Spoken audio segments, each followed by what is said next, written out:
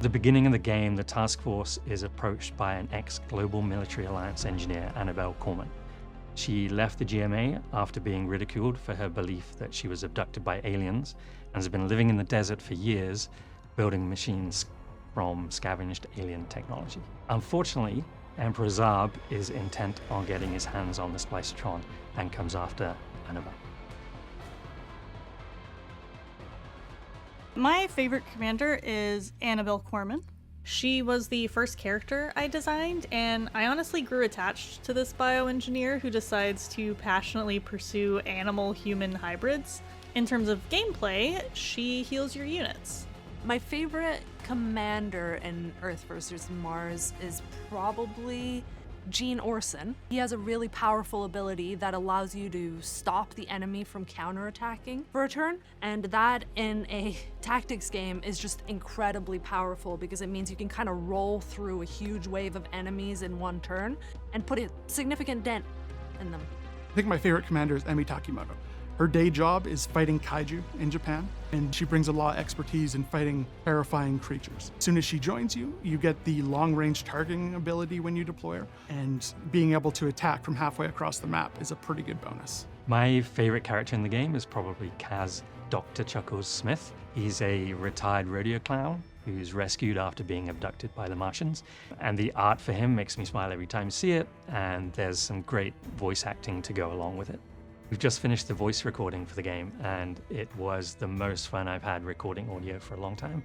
We have a great cast of actors, and they clearly had a lot of fun bringing this over-the-top B-movie story to life. That should give the Martians something to think about. Earth beings, you were warned.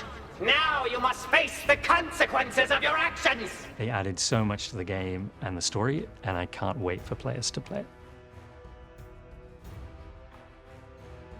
Earth and Mars share a symmetrical core, but they deviate in a lot of ways. So visually, they're, one is very square, sharp shapes, hard angles, and then all of our Mars vehicles are very rounded, sculpted. So visually, they're quite different. Mars has iconic flying saucers, and they have more flying units than Earth.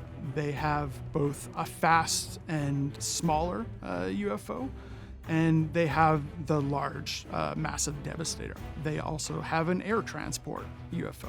Earth has more ground-based units. They have a dedicated artillery unit, and they have the anti-air Stingray unit. So one of the challenges I think early on is how do you tackle dealing with those saucers when you're in the midst of an early invasion and you're fielding a lot of these ground-type units? They also deviate in their abilities. Each unit ability is unique. I like the small tank for the Earth because it does a double move. But then on the Martian side, you've got tractor pulls, where they can move units around. My favorite unit on the Earth side is probably the artillery unit. It's super fun. Obviously, it can't counterattack, so there's a little bit of a challenge in how you field this. You don't want to put it too far up on the map. But I think if you pair that unit with the upgrade that comes with it, which increases the range it has, it can win a mission for you easily. The Goliath tank's ability to self-heal for half its health. But my favorite Earth unit is kind of a dark horse here. The Heavy is an infantry unit that is anti-tank, but he's cheap.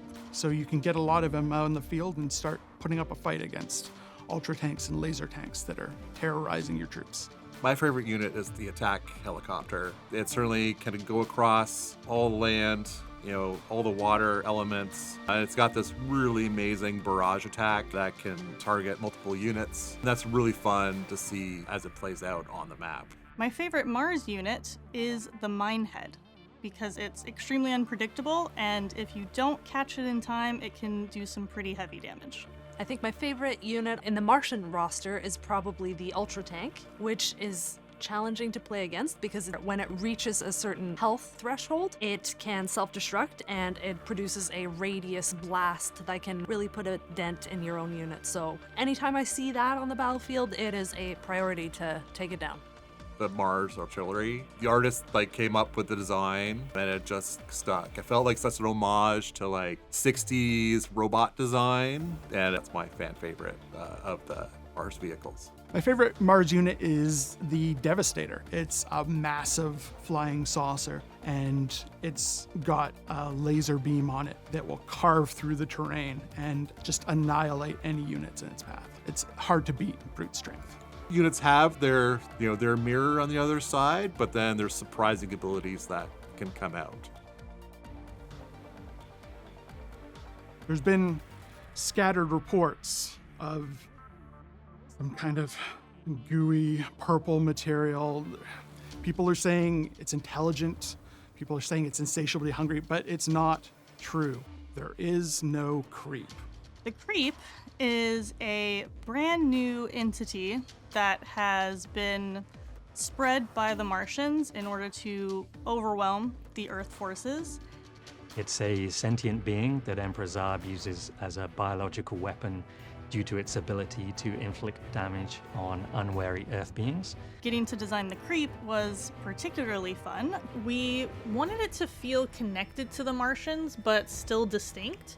If the Splicitron was built from their technology, then what types of experiments had the Martians already done in the past?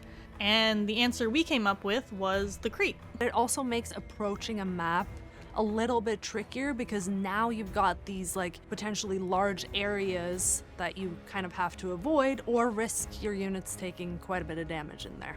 It's a key part of the story, and to be honest, talking more about it would lead us into spoiler territory, so I'm just going to leave it there. Earth vs. Mars comes with a fully featured map editor. The map editor is something we actually used ourselves during development. It makes it really easy to build single and multiplayer maps that you can share with other players. You hop in, you paint some tiles, plop down some units, and you've got a fully featured map. And we're actually already seeing some very cool maps built by people outside of the dev team.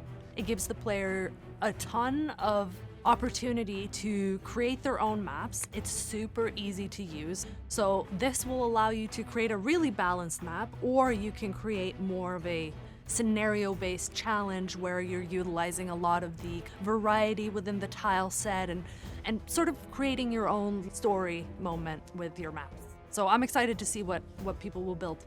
The player has no barriers for what they want to create. Some of the greatest advances in gaming have come out of players' creative experiences, and so I can't wait to see what players come up with. The one thing I would like for players to know about Earth vs. Mars is what a fantastic opportunity it was to work with the team, to develop this game from the ground up, and to do something completely different than what Relic is used to. So I really hope the player base can play with all the units and creatures, experience the story, really have some fun with it, because we had a fun time making it.